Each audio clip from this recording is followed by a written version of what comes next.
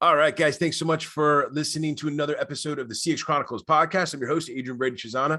Super excited today. Mr. Jesson Bradshaw, welcome to the podcast, my friend.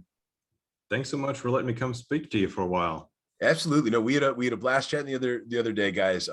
Jesson's got a super cool story. He's the CEO of Energy Ogre in Houston, Texas, and he's here today to share his story about not just entrepreneurial, his entrepreneurial journey, but building his business, building his team. And he's going to get into the weeds, sharing a bunch of fun stuff around some of the processes and the feedback and the things that him and his team do at Energy Ogre every single day to grow the business. So, Jesson, why don't you start off the show as we start off all these wonderful shows, my friend? Why don't you give the CX Nation your couple-minute journey around how you got to where you are today as the CEO of Energy Ogre? Sure. Well, I think like a lot of things in life, this was one of those things you couldn't have predicted. So super fortunate that I've had a lot of good bounces and been around a lot of amazing people in, my professional career. But I started my career out in the mid 90s in the energy market, specifically electricity, as that whole industry was deregulating at the federal level. So it was definitely it's a kind of a one-time thing and happened to be in the right place at the right time. Had no idea that this was going to be, the course that would sort of set my trajectory for my professional career. But so a lot of the good news about that is, as we were talking about previously, we've had a bunch of these industries deregulate over the years, from airlines and telecommunications, and a lot of people may not know this, but the natural gas business did the same thing at the wholesale level. And so what you're doing basically is you're rolling over these industries, you're flipping the script from the status quo. And there's not a lot of times that happens where, the whole thing kind of turns over by regulatory fiat. So, as a result of that, when you have these regulated businesses over long periods of time, they create some of these structures that are stodgy and maybe inefficient. And it's a neat place to get in there and start to do something. So, that it was literally the wild, wild west when I first got involved with it, which was fun. And so I worked for this company and we started trading electricity before, as that started opening up, and that was kind of a new thing. People traded stocks and bonds and things like that and other kinds of commodities, but electricity is a little bit of a weird animal. It's a different one. It is. And then from there, we ended up acquiring folks that built power plants. So we started adding power plants into our portfolio, and we ended up acquiring a utility. And so we had demand to serve. And so it was really an awesome experience to kind of get in at the ground floor. The nice thing about the industry opening up the way it did was, you're kind of a subject matter expert because no one knew more about it than you did. There's pockets of the way the electricity delivery business works that, a lot of the new entrants didn't know that quite as well at the time. Sure. But the way all business was getting done was getting figured out on the fly. And so it was crazy to me as a 23-year-old dude, not too far out of school, that, you're a veteran after 6 months of experience or something. It's a nice position to be in. It was. So, the best part of that is that this particular company I worked for, it was very much kind of a sink or swim, and so they throw a lot of responsibility at you, and if you could handle it, they throw more at you, and so on and so forth. So definitely really fortunate to start, my professional career in a crucible like that forces you to, accelerate your learning and your observation of what works well, what doesn't work well. And so it was a lot of fun. And, so as the years went by, I started taking more and more responsibility at this particular company. And then the early 2000s, the whole sector, the energy, what they called that group, the energy merchant companies, collapsed in the wake of Enron. And a lot of the investing community pulled its funding, and it was very an out of favor industry. Yeah. And I had, at the time immediately prior to that, I've been running a portion of our power trading business, and we had our generation portfolio and all the logistics about bringing fuel to our power plants and how do you sell the output. And And I was talking to my buddy that, worked right alongside me. I had about half the country. He had about the other half of the country. And we said, what are all the guys that, hired companies like us to go manage all this stuff for them? What are they going to do? Because like all the guys that they used to be able to hire to manage these things, they're all out of the business. And we know that these guys need the help. Yeah. So completely naively, we decided, well, we do that every day for a living. Let's just go form our own company and do that. You know how to do that. Let's do it. Let's do it.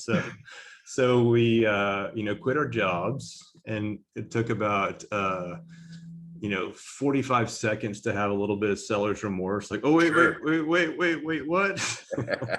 What did I just do? Yeah, right. So we actually started that other company in my garage. And I would walk out and I would watch my son, my oldest son. It was tiny. So he was maybe, 10, 12 months old. He would like watch us, and I'd be like, man, that's the motivation to succeed. Right. So yeah, absolutely. So we found out pretty quickly that,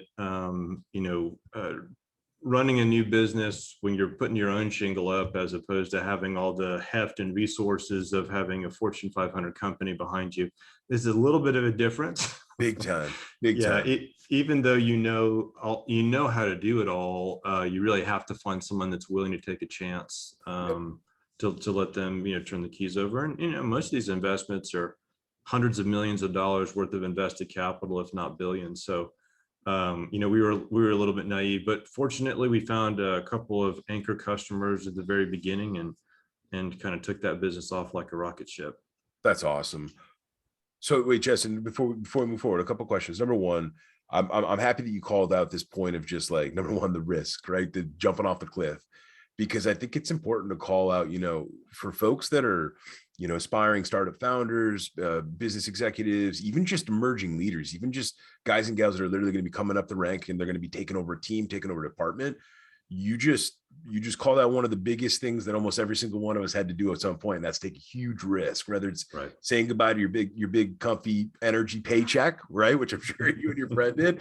But then the other thing too, man, is like, you just called out this piece that I can absolutely jive with, which is like, when you go from running these other businesses or huge teams and departments, you've got all these resources, you got a ton of other people's money to be able to play with, to make decisions, to delegate, to figure stuff out. Frankly, that's after number one, just like anything, you get really good at that. You get comfortable with that. You figure it out. You start cutting corners. You kind of look like an all-star, knowing like you've done it for many years. But you're right. When you go back to building your own shop and doing your own thing with your own team, with your own customer portfolio, boy, it's a different ball game, my friend. It feels like you go from being in Yankee Stadium right back down to the farm leagues, and it can be daunting, man. It can be scary, but I think there's another part of it that's super exciting, and then it gives you like this. It's like a kindling for like really getting something raging and getting a bigger fire raging. So I'm glad that you called that out, man, because I think it's something that everybody kind of has to. You have to figure out your own jump off the cliff moment to really kind of get a big splash, Yeah, and I think that's 100% right. And I think for myself, what I realized, and it was always there, but I didn't really have my thumb on what it was, but I have this overriding fear of failure. And so the positive news out of that whole process is, once you're on your own, you need to have your own driving force that pushes you forward to, there's only so much you can do. You can work 25 hours in a day, and it still doesn't mean that you're going to be successful. But that fear of failure, that motivator, like I remember talking to my partner at the time, he's like, hey, so what do you want to like get together? I think we did this on a Monday. It's like, you want to get together on Thursday? I'm like, no, bro, you're coming here tomorrow. You're coming here tonight. Like, we got to get going on this. Yeah, right. So it's just that sense of urgency and that push that, again, thank goodness, I think for those of us that do this, that, there's a little bit of aura and mystique, and maybe it's some of that risk appetite that maybe not everybody has, but that also provides the room for those of us that do this, because if everyone were doing this, it'd be much more difficult to actually 100%. run through as an entrepreneur. So Yeah, big time, big time. Totally agree. Totally agree. So Jesse, I'm sorry, keep going. Keep telling your story in terms of Yeah, how. yeah. So that was a very it's interesting because I was with this other company. My first business that I was an employee at, by the time it was all said and done, I think our generation business, I think I had like $1.6 billion of gross margin that myself and this other guy were responsible for it. And I think I was all of like 26 at the time. Wow. So Wow. it's just, they just kept throwing all this stuff at us. So I thought that I learned, I really thought that at that time, well, I know legal, I interface with those guys all the time, and regulatory, and I know the environmental stuff, and I know the generation business.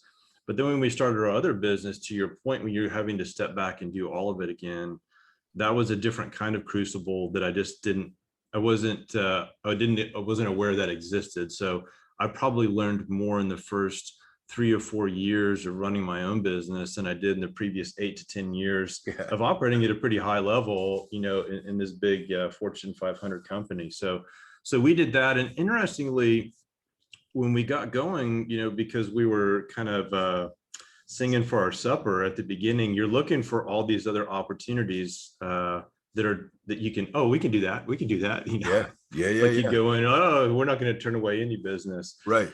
But, we really wanted to focus on managing other people's power plants, because that's, we did that all day long. And in Texas here, the market had deregulated at the retail level, Jan 1 of 2002.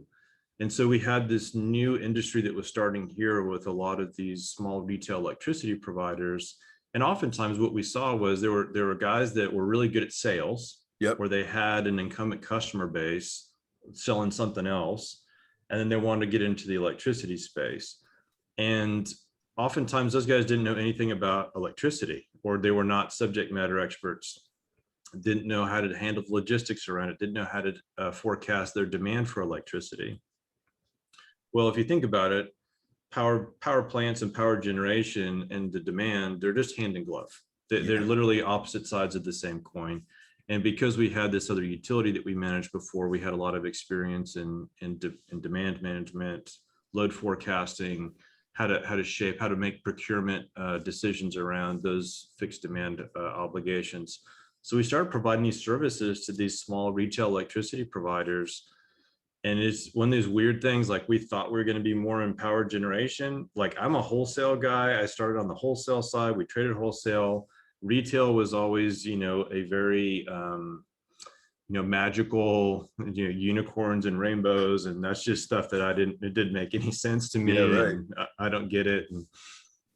And interestingly, we started dealing with a lot of these retail guys on, their wholesale requirements and how to backstop their businesses. So as the years went on, we really became a lot of the financial backstop for a lot of these smaller players, because we understood their business risk a little bit better, maybe than they did even, and understood the capital flows maybe a little bit better than they did. And we had a really interesting experience. The year before Katrina Rita, there was a hurricane that came through the Gulf. It was Ivan. And it caused some very large price dislocations in natural gas. And natural gas was the marginal fuel for power in Texas. And so we had this very large upheaval in the wholesale market that cascaded back through to a lot of the retail providers. And then a year later with Katrina and Rita, it actually ended up having a force majeure event at Henry Hub, which is the NYMEX settlement point. So there's just a lot of chaos, a lot of turnover of huge amounts of money lost, huge amounts of money made with these just very large deviations. So we realized that no matter how we protected ourselves contractually with our portfolio of retailers, that really the only way for us to efficiently financially manage that business was to roll it all up. So we actually got pretty big into the retail electricity business as a direct owner of a number of these different brands. And so that was the beginning of my eye-opening experience on really getting some insight in the way the retail business works, at least in the electricity side here, and some of the deregulated markets within the US. And that kind of set the stage for what we ultimately did as Energy Ogre here, because there were a lot of things that I saw that were happening in that industry on the retail electricity side that were not, they're not horrible things. It's just, Yep. there's a race to the bottom when you're in an ultra competitive environment. If one person does something silly, almost everybody has to do something silly, because there's this very large gulf of subject matter expertise or real knowledge base on the consuming public side. Sure. Yep. So there would be a lot of these weird offers that would be out there that were actually not good offers for most people, but they would advertise a certain way, but the effective rate would be something different. And so Right. even if you didn't want to go down that rabbit hole, if all your competitors are doing it, you're going to not be able to add any new customers by not engaging in the same behavior. So we really saw that as being a big problem. We decided that we wanted to change the way this is all done. After I sold those businesses to somebody else and really got focused on building Energy Ogre. That's awesome. Well, so a couple of things, Jesson. I think it's really cool when you hear a story where somebody they came up in the space. So they got to spend literally years and then eventually decades kind of honing their craft in a specific space. So your understanding and comprehension of customer needs, consumer needs, customer expectations, and then delivery expectations, partner expectations, fulfillment. There's a huge advantage knowing all of those different intricacies before kind of saying, okay, that's a business that I'm going to go spend the next X number of years building and growing and scaling. And it sounds like you found like a business that, number one, you had a tremendous amount of experience in. Number two, it sounds like you enjoyed this space. The energy space is a big, complex world, and you got a lot of different things going on. It literally drives the world, like, right? It literally. And then the other piece to it is, it is another super interesting market, similar to that of some of our financial markets. A lot of folks probably don't think about how common it is for the back and forth exchange of all of these different energy sources. They all have a price, they all have a market value, right? There's always buyers and sellers on both sides, and you guys kind of mastered that world. So let's jump into the first pillar of team. Talk about the team that you've been able to build over at Energy Ogre. I'd love to hear, get a sense for sort of the way that you've built some of the teams and the departments, or some of the different roles that you've put together to be able to continue to push the space forward into the future. Sure. Well, I can tell you one of the interesting challenges / opportunities for us getting this business up and running is, we started this space. So the type of what we do is we basically step in on behalf of a customer as their agent. So we're trying to manage our customers' houses like we would manage our own houses. And so this whole notion of somebody that stepped in with the fiduciary type obligation to the actual consumer, Yep. that whole thing didn't exist in this space. That whole business model was foreign to the competitive market here in Texas at the time we did this. So what's kind of interesting and challenging is we have to have folks that are on the team that understand the environment that we're working within. So there has to be a level of subject matter expertise around the way the retail electricity business works, or how the wholesale markets work. But the problem is there's nobody you can go out in the industry and lure away. And so it gets you to a place where you have to invest your time in developing the personnel that are going to be on the vanguard for you. And so that's really what happened with us. I was able to take a number of folks that had worked with me in the past that I knew were rock solid individuals that had the right kind of work ethic, had the right kind of critical analytical thinking skills. Like, to me, that's probably one of the highest determinants of success that I can see with folks that are really helping us at the middle to upper level management. That's a key component that really has to be there. And then we were able to basically take the hit on bringing folks along. It's starting to create a culture here of we are in the developing people business. Years ago I heard this very interesting, I don't know if it was real or it seemed real. It was, I think, this lady who was the head of HR at Google or something. This might have been at the height of the .com era, or when that was going. She's like, hey, we're not in the people development business. we want you to come in with these skills and we don't have time to create that. And I thought, that is, man, the exact opposite. Yeah. That is, for us, I get a tremendous amount of personal satisfaction in watching someone grow and develop and become much more powerful professionally, especially when they're, we have a lot of people here in our middle level management that have kind of come from kind of non-traditional backgrounds. Like if I were, my first company, they were like, hey, do you have an MBA? Did you, did you go to this school or that school or whatever? And we actually have the luxury of really focusing our time a little bit more to get to know the individuals as they're coming in the door, or as we're going through that interview process. It's not cookie cutter by any means. And I think that's a really important thing when you're starting these businesses, is you really have to, hopefully as a leader or as the person in charge, you articulate your vision, articulate what those values are, but you need to have folks that are bought in that way, that they invest themselves in what you're doing.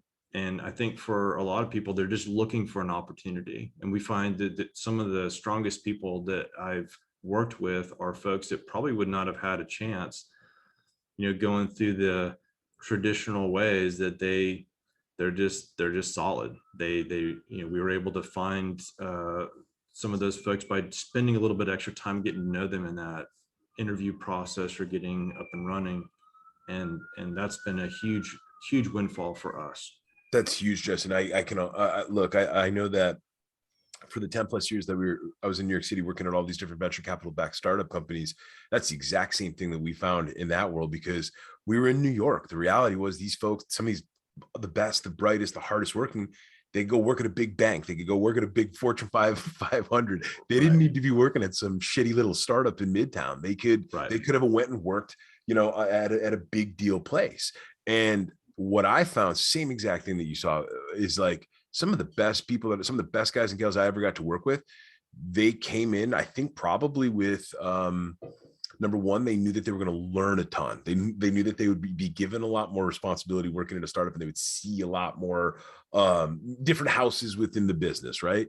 And that was true. But then the other piece too was just like, I think that like some of these folks that maybe we took chances on, and it was more about fitting the cultural melt, which is different than the way that a lot of fully formed companies think, right? Like fully formed, mature companies, they do have that cookie cutter approach. They do have that mold that they probably know from 100 years of success what will be more successful. But in the startup plan that I saw, like, man, you would just see these folks come in with wildly different experiences. Like I'm talking like no experience in the product or service that we were selling whatsoever, but they would come with a totally different point of view on the customer, on the product, on the market, on just which value drivers really made the most sense, or we're gonna have the biggest bang for your buck.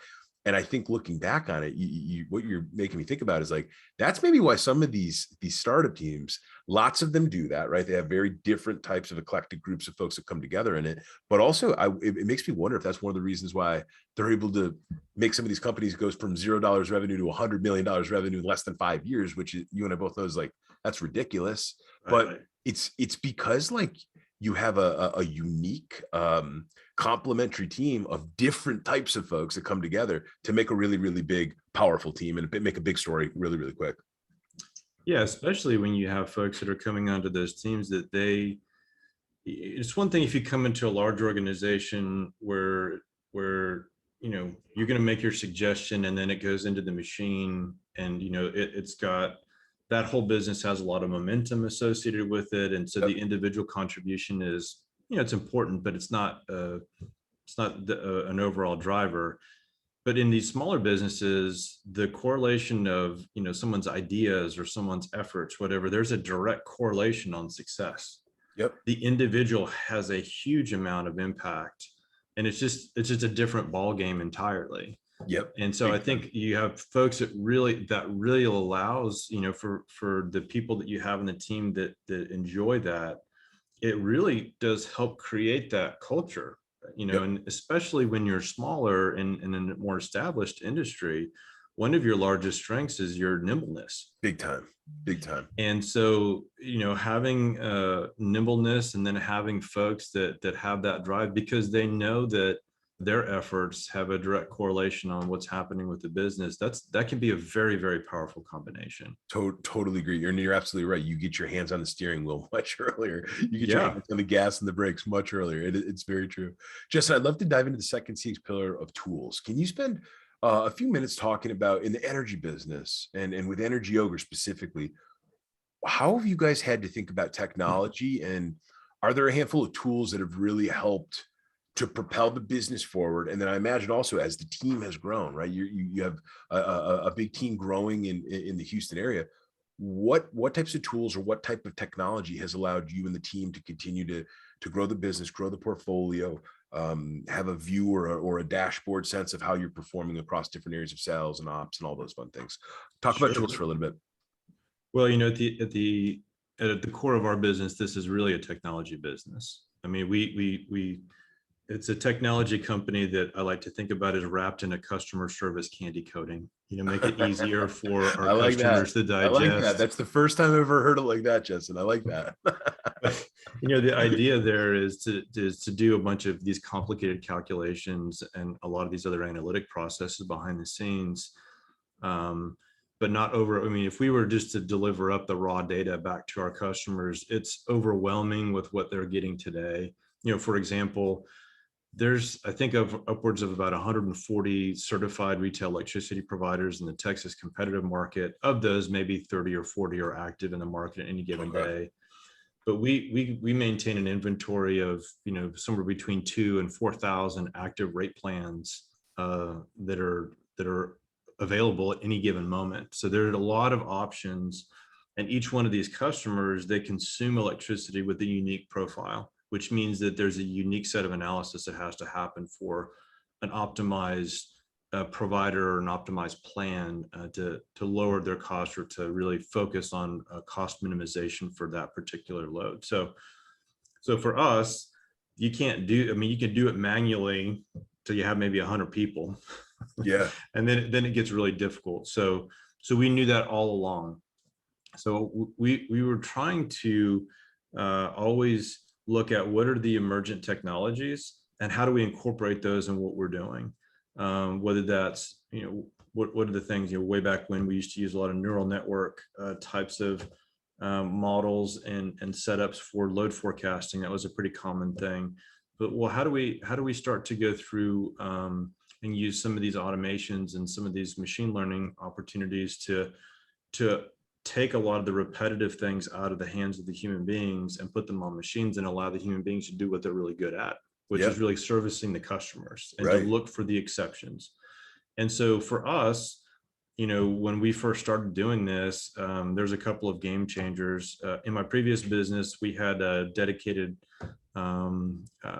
rack space over at a disaster recovery center. And I think, buying these blade servers and just the cost to store data and our ability to do that, the cost of infrastructure was just unbelievably expensive. And I think when we started doing this at Energy Ogre, AWS or other types of cloud computational and cloud data storage services made this feasible. Because it would not have been cost effective for our customers if I had to recover those costs otherwise. So very large game changer of taking advantage of some of these emergent technologies. And then building some of these things, the code base that we're able to get into, as those tools have improved over time. We've been doing this pretty much full force since 2015. So 7 years is a long time. 6 years is really a long time in the emergence of some of these other tools that we can put in there. And so we're constantly trying to look at what's coming. How does that blend into either getting us to more precision and more accuracy, more repeatability associated with what we're trying to accomplish? How does that allow us to increase the universe of services that we're adding, or providing? And how does that make it easier for me to take the human beings? What pieces of this can I automate by using these emergent technologies so that I can get my people that are here interfacing with our customers and answering their questions, as opposed to them doing a bunch of manual calculations or a bunch of repetitive work behind the scenes. So that's that's kind of how we've done that at the highest level. And I think us, like everybody else over the course of the last year, really fortunate that, it's much easier for us to do our business on a remote basis today than it was, 2 years ago. Had we had, pandemic and a lot of our folks working remotely, I think by this in 2018, as opposed to dealing with this in 2020, would have been a completely different story. So we basically have seamless operations. Like today, for example, we don't have a single person in the office besides myself. And so it doesn't skip a beat. And Yeah, right. so it's, that's become a critical component of our business, as well as, I'm sure countless thousands of others across the country. Big time. And it's a couple things. Number one, not only is it just incredible that you can continue to do the exact same type of work that you were doing pre-pandemic without missing a beat. And and I think Jesson, you and I were talking about this last week, but there's kind of like two camps. There's like one camp where there were some businesses were just set up and they were ready to go. And when it all went down, it was kind of like, all right, everyone's got internet at home, right? Yeah, we got internet at home. Okay, let's just keep doing what we're doing. And then there was another group of folks that like, it was a big deal. They weren't set up for remote workforce management. They didn't have anything up in the cloud to be able to do all of these different team or department-based shares or customer-based shares for that matter. And then lastly, just the effort or the difference in remote work versus physical work. It took them a while, right? It's like anything, you got to practice it. You got to get up to bat a bunch of times before you start ripping the ball. And it's awesome that you guys were set up and ready to go. It makes me wonder, and I want to jump into the third pillar of process. Did the Energy Ogre team already have a living playbook or a set of processes, or was there already SOPs in place that also, on top of the technology and on top of the tools, did they have had you and the team already spent a lot of time building out those processes so that even though you flip from a physical to a remote world, it was just a matter of picking up the playbook and running the playbook in a remote fashion? Can you spend a couple minutes talking about the way that you and the team have thought about process? Sure. So this, I think, goes back to the couple of folks here that are in a leadership position, my CTO, myself, and my head of ops, automated operations, at least. They were with me in some of the previous businesses that we've been involved with. And when you're running power generation's 24 hours a day, 365 days a year, no interruption type situation. So that's, the stakes aren't quite as high as what we're doing here, but that's part of that mindset that we always had. And because we're in Houston, we've always had to contend with some kind of a disaster recovery or disaster preparedness around hurricane interruptions to the business. Sure. And so we've always had that within our playbook, because these guys were with me before and we learned our lessons the hard way. One of my companies, we like literally moved everything. We're running power plants and we had to move everything to Dallas when Katrina came through here. And we were running, I think, our business out of 2 hotel rooms at the DFW Hyatt. And it was super painful. We didn't, so there's still a lot of scar tissue about that. Yeah, so right. that was something that we built. Yeah, we definitely paid. I like to think about it as we paid a lot of tuition to learn that lesson. Yep. And I try not to, whenever I can, I try to avoid paying the same tuition twice. I like that.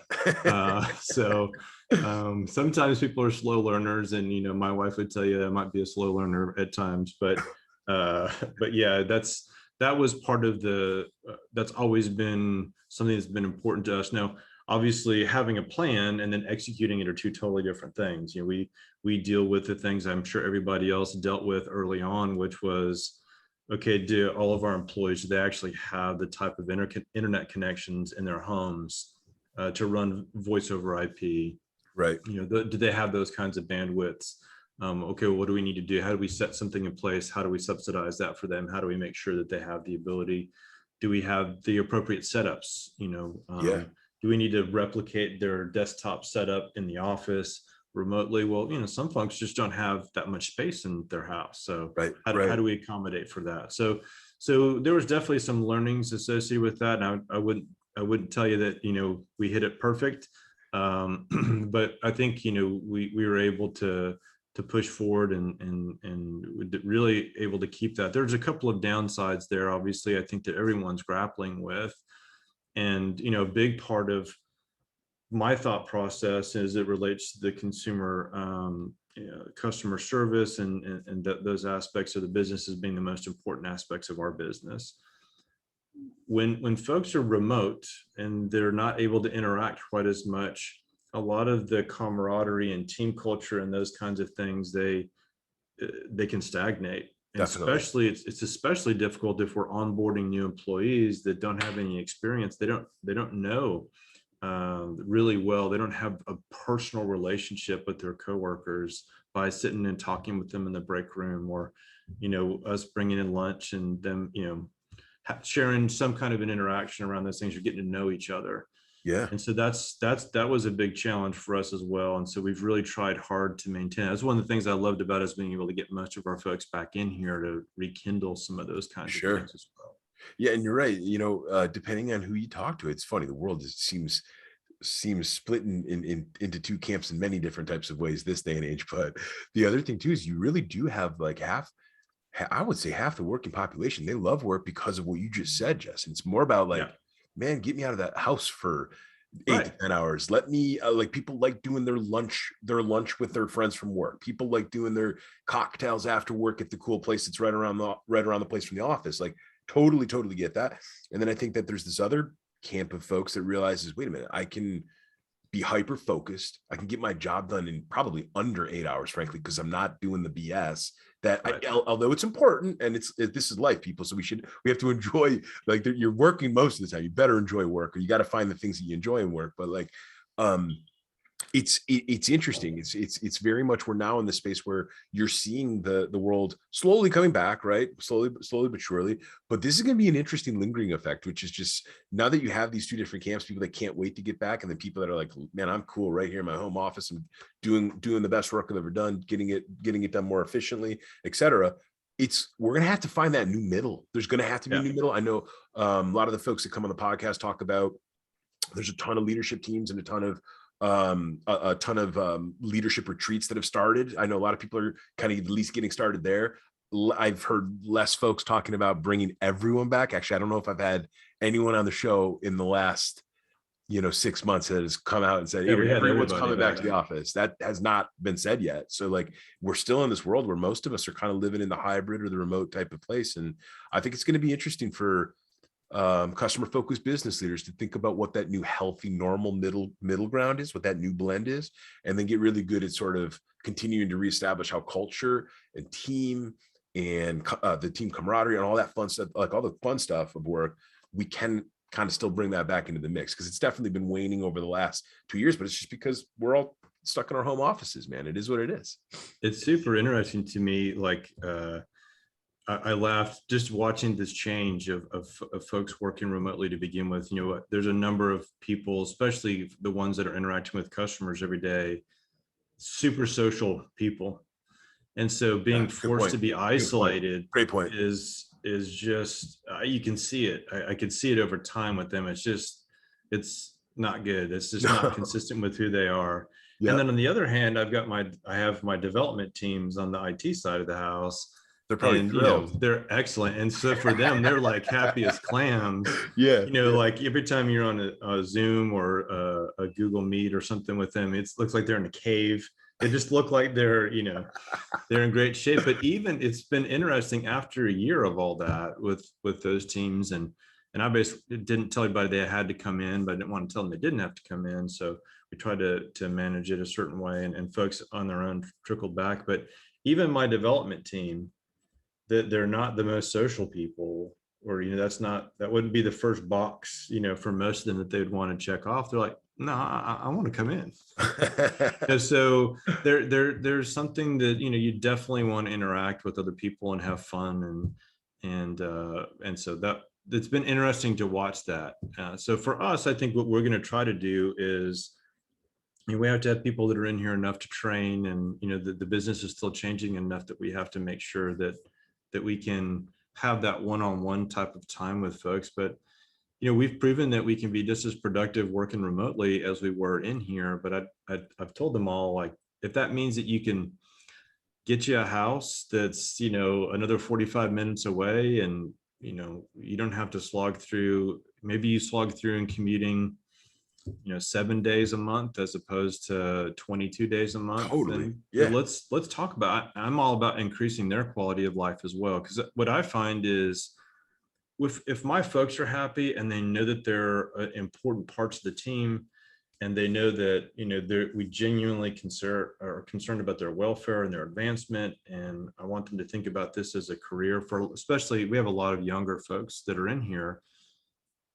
that helps them have good interactions with the customers. Yep. If they're miserable, Yep. and they don't feel like they're important, and they don't feel like they're heard, and they don't feel like there's a future for them, then it's just kind of like, this becomes a job, and I don't want that for any of them. I've told them all, if we ever get to a point where you start getting a panic attack at about 3 o'clock on Sunday afternoon, knowing that you're coming back to the office, we're doing something totally wrong. Like, I don't expect you to be like, jumping out of bed, fully clothed, with, and whistling on your way to work necessarily, but it should be a fun and rewarding thing. We'll have tough times, and we'll have to, like, we definitely have intermittent things where a bunch of work happens all at once.